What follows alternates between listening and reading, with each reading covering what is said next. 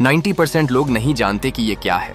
दरअसल ये एक जंगली पौधा है जिसे कुल्फा, लूनिया और खुरसा के नाम से जाना जाता है।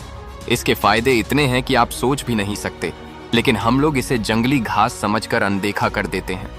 ये अक्सर गांव में खेतों की पगडंडी पर मिल जाता है।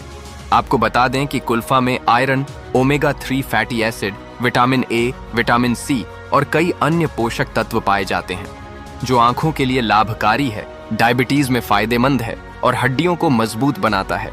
इतना ही नहीं, इसके साग के नियमित सेवन से एनीमिया की समस्या से राहत मिलती है।